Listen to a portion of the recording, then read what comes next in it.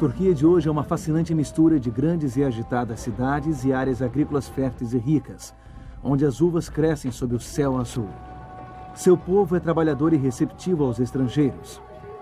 Os turistas vêm aqui para conhecerem cidades da história bíblica ou para percorrerem locais que um dia dominaram a paisagem da antiga Anatólia. O apóstolo João passou seus últimos anos em uma ilha rochosa, não muito longe das margens ocidentais da Turquia. Desta ilha, ele escreveu aos novos cristãos de 7 grandes centros. Muitos estavam sofrendo perseguição e opressão por parte do Império Romano.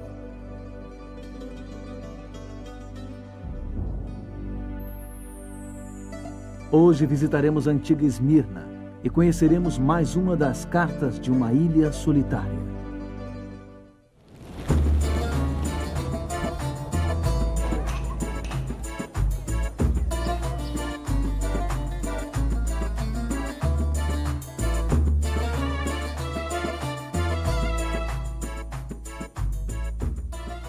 Esta é a Praça Konak, no coração de Izmir, a terceira maior cidade da Turquia. O visitante que aqui chega fica impressionado com a grande variedade de imagens, sons e cheiros que invadem os sentidos. É difícil absorver todas as coisas, mas tudo isso nos faz sentir muito vivos. Há tanta energia neste lugar. E esta cidade também pode fazer que você reflita. E se de repente tudo isso fosse tirado de você? E se você tivesse que abrir mão de todas as coisas que dão alegria à sua vida? E se você tivesse que abrir mão de tudo? Os primeiros cristãos nessa cidade, então conhecida como Esmirna, tiveram que enfrentar essas questões. Eles tiveram que enfrentar momentos muito difíceis. Uma carta muito especial, enviada para cá, lhes trouxe uma resposta. É uma resposta capaz de nos socorrer qualquer que seja a provação ou tragédia que tenhamos que enfrentar hoje.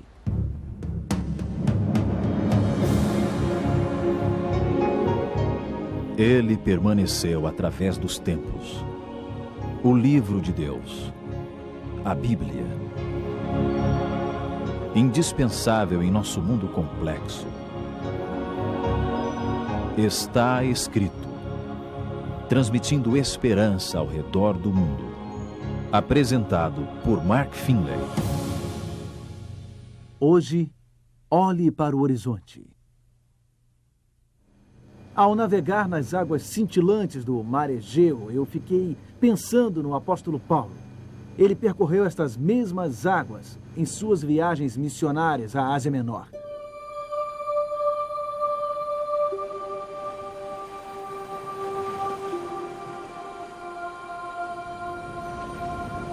Por volta do ano 95, o apóstolo João se encontrava exilado nesta ilha solitária, a ilha de Patmos, no Mar Egeu. Ele havia sido afastado dos crentes que o consideravam como um pai espiritual em Cristo. O mais doloroso foi ele ter sido afastado dos crentes que estavam passando por momentos muito difíceis, especialmente os cristãos de uma cidade chamada Esmirna. Eles estavam sendo perseguidos. João queria dar-lhes encorajamento, queria estar com eles, mas ele estava aprisionado nesta ilha sob vigilância romana. Seu mestre Jesus Cristo, entretanto, não estava preso. Em uma visão, Jesus visitou a João, bem aqui, e lhe deu uma mensagem a ser enviada ao povo de Esmirna. Era uma carta especial que João incluiria no livro do Apocalipse.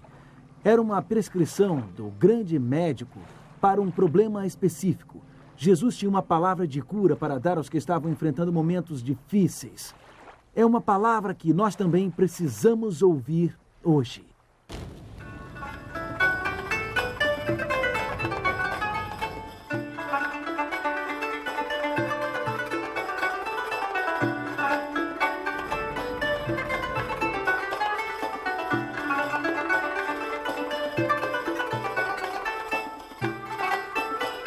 Tradicionalmente, a Turquia faz parte do mundo islâmico, mas o seu governo hoje é bastante secular. Há um bom tempo tem havido uma razoável tolerância religiosa por aqui. Igrejas cristãs, assim como outras, exercem livremente suas atividades. Mas a situação era muito diferente no primeiro século, quando esta mensagem enviada da ilha de Patmos chegou a esta cidade, então chamada Esmirna. A palavra Esmirna significa aroma agradável. Satanás atacou vigorosamente a igreja no segundo e terceiro séculos. Cristãos eram queimados vivos. eram atirados aos leões, eram martirizados no Coliseu Romano e por todo o Império Romano. Mas estes esforços de Satanás não conseguiram conter o crescimento do cristianismo. A igreja prosperou. Um dos antigos pais da igreja, Justino Mártir, declarou triunfantemente: o sangue dos mártires é a semente do evangelho. Quanto mais forças do mal perseguiam a igreja, mais ela crescia. Cristo havia estabelecido sua igreja e os portões do inferno não podiam prevalecer contra ela.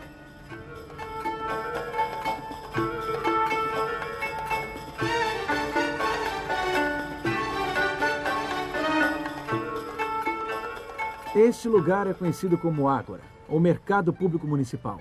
Constituía o coração comercial da cidade nos tempos romanos.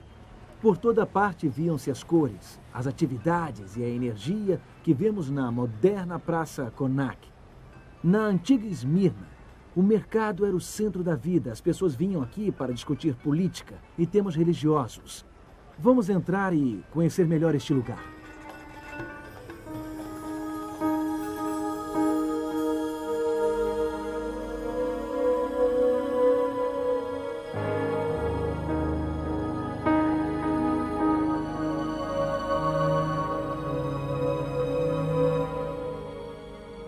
No alto do mercado ficavam as estátuas dos deuses romanos, Poseidon, Ártemis e Demétrio.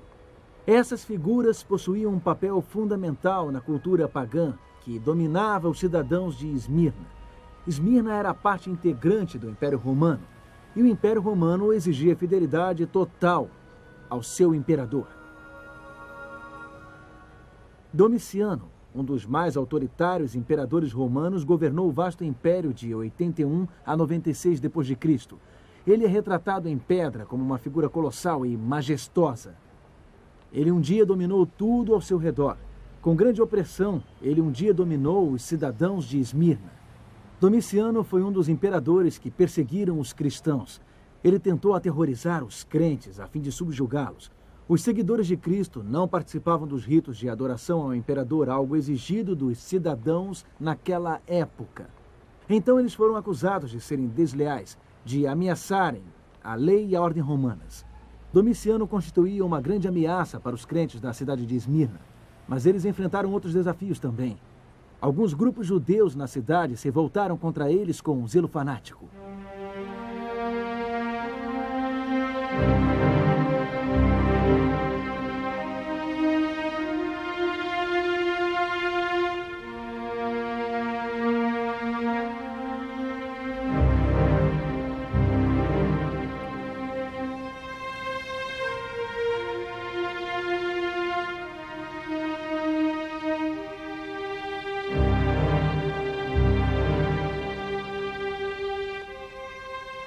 Algumas lojas no Ágora eram subterrâneas. Posso até imaginar o apóstolo Paulo ou João descendo por estas escadas já desgastadas, entrando na agitação do mercado e falando com as pessoas daqui sobre Jesus.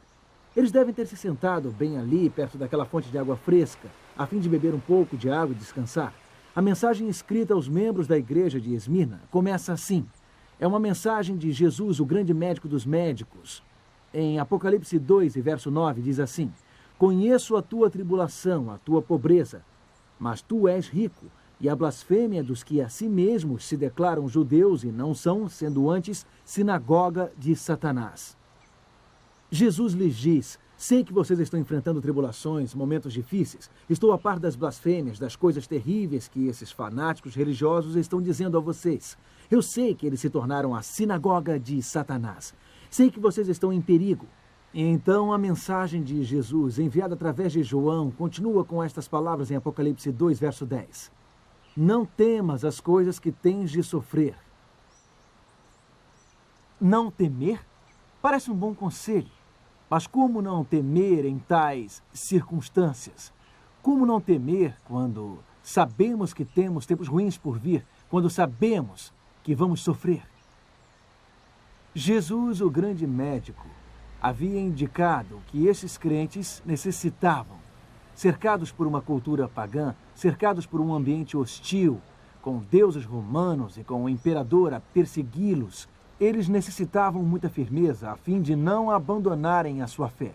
Necessitavam não desistir, necessitavam não se deixarem dominar pelas dificuldades. Mas como conseguir isso? Como impedir que as provações e as tragédias lhes lancem ao chão? Como evitar que o medo destrua as suas mais firmes convicções? Jesus, o grande médico, não apenas disse, não temas. Sua receita envolveu mais do que isso. Suas palavras de cura foram abrangentes. E para ajudá-lo a compreender as palavras de Cristo, eu gostaria de levá-lo até o Monte Pagos, lá em cima.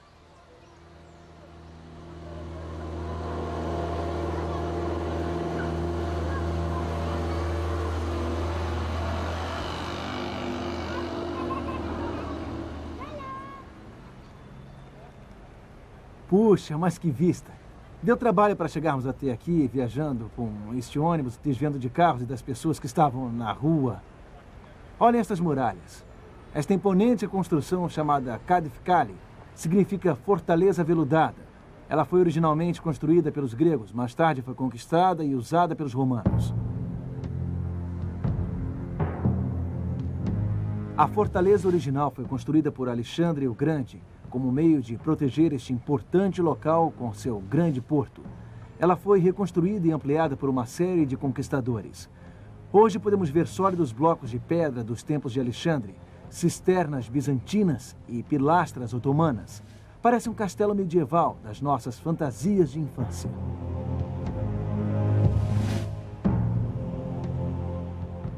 Alexandre o Grande sonhou com uma cidade aqui no alto do Monte Pagos. Ele viu as coisas de um ponto de vista diferente. Ele foi alguém de visão. Esmirna tornou-se um dos mais importantes portos de comércio costeiro na Ásia Menor.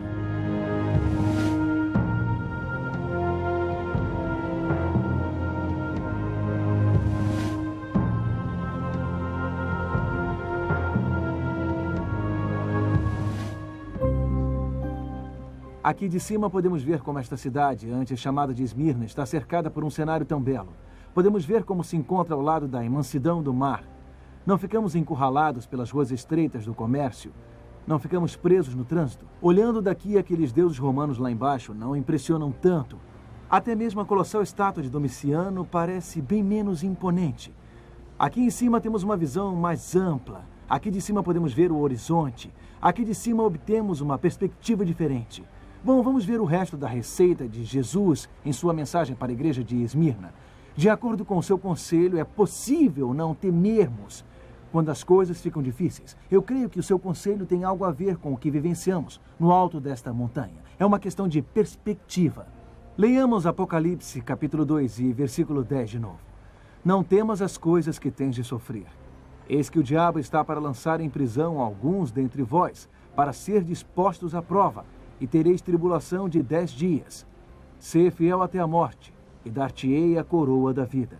O vencedor de nenhum modo sofrerá o dano da segunda morte. Que mensagem maravilhosa! Como não temermos? Veja a primeira coisa que Jesus disse.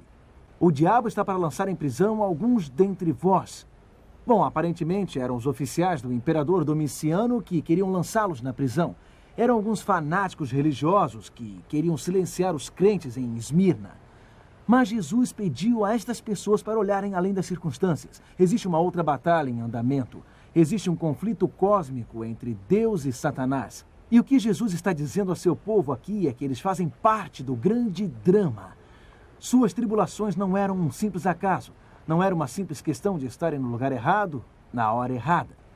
Não, eles corriam perigo por terem se posicionado a favor do bem contra o mal. Suas vidas estavam testificando da verdade e as forças das trevas se enfureceram contra eles. Através de uma simples declaração, Jesus convidou o seu povo a ter esta visão ampla. Jesus os encorajou a olharem além das circunstâncias imediatas para o horizonte, a verem como estavam inseridos no grande drama. E isto deu sentido às suas provações na época. Isto os ajudou a não temerem.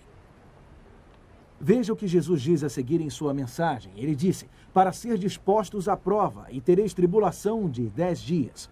O que ele está comunicando aqui? Bom, basicamente é o seguinte, suas tribulações têm um limite, 10 dias ou 10 anos. Elas não durarão para sempre.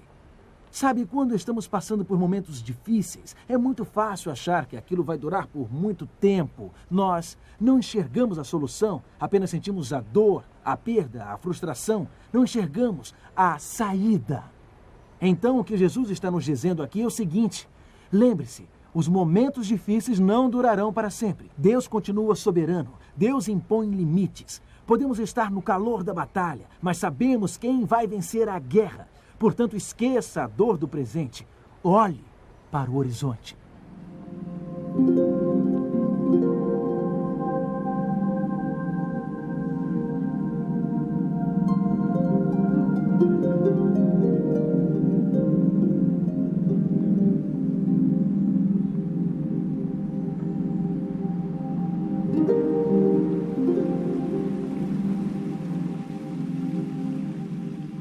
Analisemos agora a última parte do que Jesus disse. Ser fiel até a morte, e dar-te-ei a coroa da vida. Você sabe o que torna as possíveis provações tão dolorosas? A nossa imaginação. Ficamos pensando em todas as coisas terríveis que podem vir. Acabamos cheios de ansiedade. E o quadro formado em nossa mente é geralmente mais escuro do que a realidade propriamente dita. Então, o que Jesus está dizendo é isso. Ok, vamos pensar no quadro mais sombrio.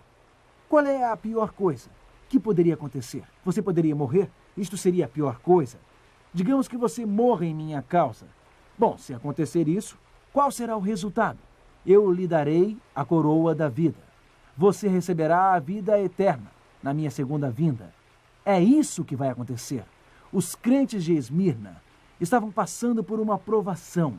Alguns poderiam ser presos, alguns poderiam até morrer.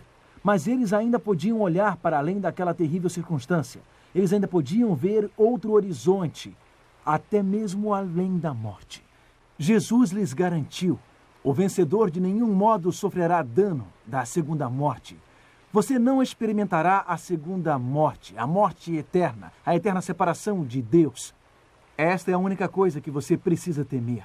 Esta é a única coisa que pode nos derrotar. Com Cristo, nós estamos seguros. Até na pior das circunstâncias.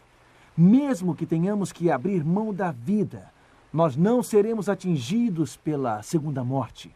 Nós teremos a coroa da vida, a vida eterna, com o Pai do céu. Como Jesus consegue nos dar uma garantia tão grande? Por Ele ser quem Ele é e pelo que Ele fez. No início desta carta a Esmirna, Cristo assim se identifica. Vejamos este texto em Apocalipse, capítulo 2 e verso 8. Estas coisas diz o primeiro e o último, que esteve morto e tornou a viver.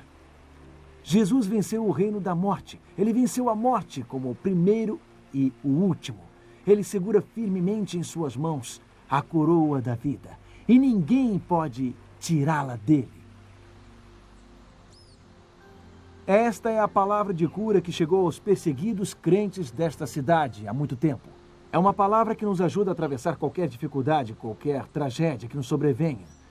Você não precisa ter medo, não precisa ficar paralisado nos momentos difíceis. Só precisa erguer os olhos, só precisa olhar para o horizonte. Existe uma explicação para o que está acontecendo. Pode não ser visível neste instante, pode não ser claro lá embaixo nas ruas estreitas e barulhentas, mas olhe para o horizonte. Existe um significado na visão ampla. Olhe para o horizonte. Esta tribulação não vai durar para sempre. Olhe para o horizonte. Ainda que o pior aconteça, Jesus tem a coroa da vida esperando por você. Esta é a prescrição do grande médico. Ela funciona hoje em dia. Ela funcionou durante toda a história. Deixe-me contar-lhe sobre como funcionou para um homem extraordinário, bem aqui em Esmirna.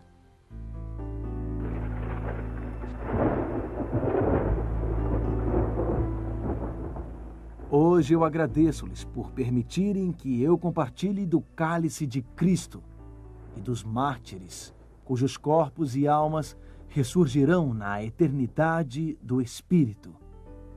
Aceite-me como um sacrifício vivo.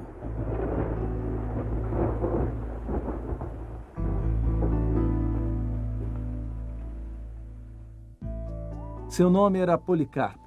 Ele tinha sido discípulo do apóstolo João e era o bispo da igreja em Esmirna. Certa noite, oficiais romanos foram prendê-lo numa casa de fazenda fora da cidade. Os cristãos estavam sendo torturados até a morte naquela região. Seus corpos eram esfolados por se negarem a adorar a César.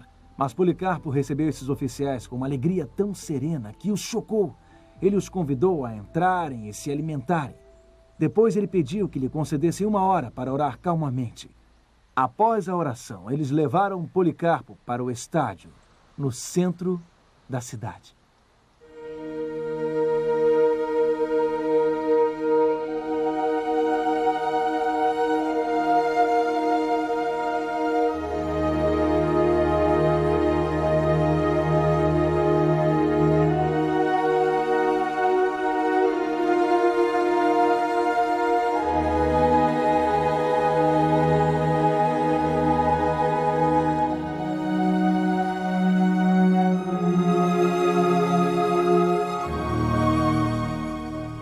A imensa multidão reunida no estádio vibrou quando Policarpo entrou e foi conduzido até uma enorme pilha de madeira.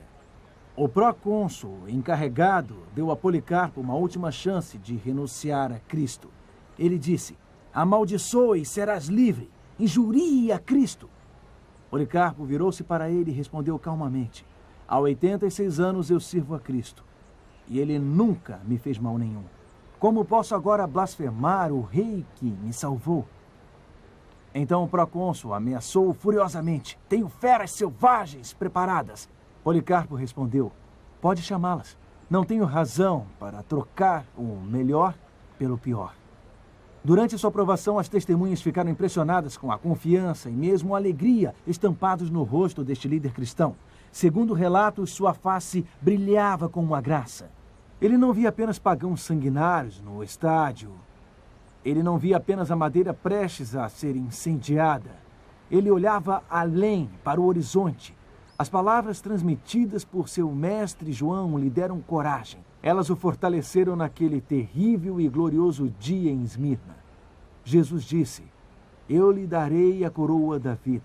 Você não sofrerá o dano da segunda morte." Quando os oficiais anunciaram que Policarpo não havia renunciado à sua fé em Cristo, a multidão gritou: "Que seja queimado vivo!" Soldados amarraram suas mãos para trás e Policarpo proferiu uma oração. Ele orou ao Senhor dos anjos e das forças e de toda a criação e de toda a família dos justos. Policarpo agradeceu a seu Senhor pela honra de testemunhar da sua fé daquela maneira. A oração de Policarpo terminou. O executor acendeu a fogueira e as chamas rapidamente tragaram o mártir. Ele falou com confiança até o fim, no meio das chamas. Ele falou da ressurreição. Ele falou da vida eterna. Ele não se deixou abater pelo horror da presente provação. Ele estava olhando muito além. Estava olhando para o distante horizonte. Amigo, Deus pode nos dar este tipo de confiança. Este tipo de segurança. Ele pode nos ajudar a olhar além das chamas que ameaçam, dos gritos da multidão furiosa. Ele pode nos manter fortes até o fim. Jesus Cristo pode ajudá-lo a aguentar firme nos momentos mais difíceis. Ele pode ajudá-lo a ver além das chamas. Portanto, eu lhe convido a entregar a sua vida nas mãos de Jesus Cristo, o grande médico. Você precisa fazer uma entrega completa, uma entrega total. Eu